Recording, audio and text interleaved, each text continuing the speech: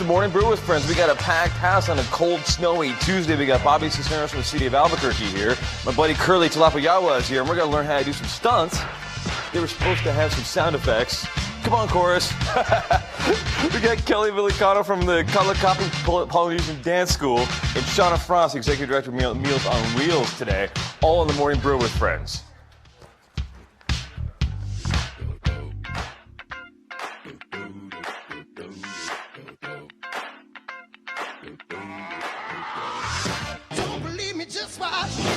All right, they're supposed to have these awesome sound effects, Curly. They were like, "What? We'll totally hook you up with some punching and kicking sounds. So when I go like this, now that's your cue to get ready.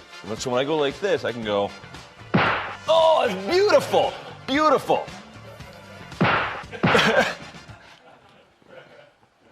This is Curly. He's the owner of. It's on. Curly's the owner of 0 Point Parkour here at Albuquerque. We're going to find out all about what parkour is in just a bit. But first things first, in the Morning Brew, we got headlines. Brought to us by our buddies at the Tony and Guy Hairdressing Academy. And first things first, it was snowy. This is amazing. Already, it's our first big snow of the year. You have any troubles getting in this morning? No. No, the streets are pretty okay down here, you know. Downtown was pretty good.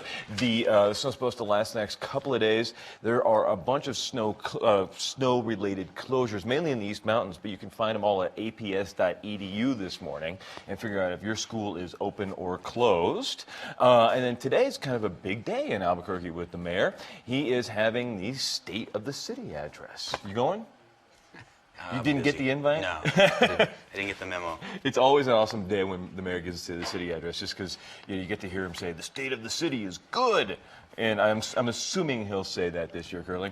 And this year, one of his big initiatives is going to be to close the gender pay gap at City Hall. Women still make about 80% of what men make at City Hall, and he's going to do everything he can to make sure that pay gap is closed, if not specifically narrowed. And that's going to be one of his big announcements today. Can't wait to see what else he talks about. And have you eaten at one of my favorite restaurants in Albuquerque, Tim's Place? No, I've always wanted to eat there, though. We'll go. You and me. We will go. We will get hugs. That's the Hug Place, right? It's the Hug Place. And this is Tim here, and he's at Tim's Place. It's great, just American food, burgers, sandwiches, that kind of stuff. And Tim has been the owner of this. He has Down syndrome. And one of his things, he's got the hug counter. It's like 1 million hugs or something have been given out at the restaurant. But one of the saddest days in Albuquerque, Tim's Place is moving to Colorado. Ah. I know. So you and I will have to go within the next 2 weeks before they close Tim's Place, because this is really great. He's moving to Colorado to be with his girlfriend. Oh, Tiffany, sweet. right? Good for Tim. Right? I know. Tim. And so it's going to be, it might even be called Tim and Tiffany's Place now in Colorado. So good for him, bad for us. But one of the things that's really disturbing in the whole world right now is the ISIS attacks, of course, all over Paris this last weekend.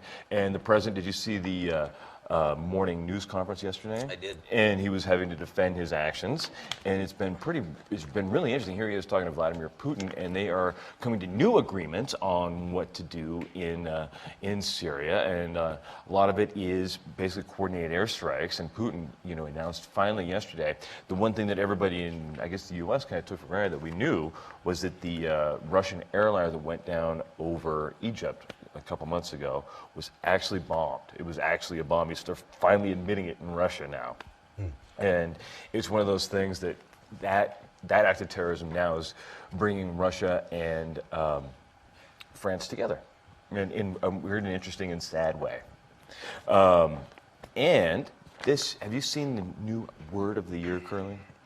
I didn't know there was a word of the year. Every year, the Oxford Dictionary picks one, and they decide every year. Last year, it was selfie, and every year they find, and the year before that was GIF.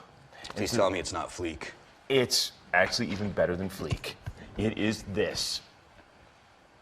That is the Oxford Dictionary word of the year. It's an emoji officially known as happy face with crying eyes. And emojis are the little buttons, you can hit to send special little smiley faces, sad faces, thumbs up, hearts, all of that on your cell phone. And this particular emoji, actually most people use it to mean LOL or laughing out loud, right? Which of course we're all doing as we're saying that on our phones. Right. But that particular emoji is 17% of all emojis sent. I think that's one of the signs of the apocalypse, isn't it? Right. It's one emoji and then 3 horsemen. Yeah. And then famine. And then finally on headlines, this I think is one of the most awesome photos I've ever seen.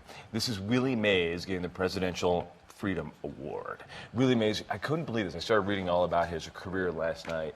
He retired in 1973 and is still in the top 10s for hits, bases stolen, RBIs, and bases taken. And after 40 years, nobody has eclipsed this guy's records. And he broke the color barrier. He's one of the first guys to do that, too. But we're going to be back in a couple of minutes here on the Morning Brew with Friends. We got our friend Bobby in from the city of Albuquerque. He's going to tell us all about what's going on at the solid waste department, which, trust me, is way more exciting than it sounds. And then Curly's going to teach me how to do some more of this stuff. You ready on the sound effects back there? All right. Ah!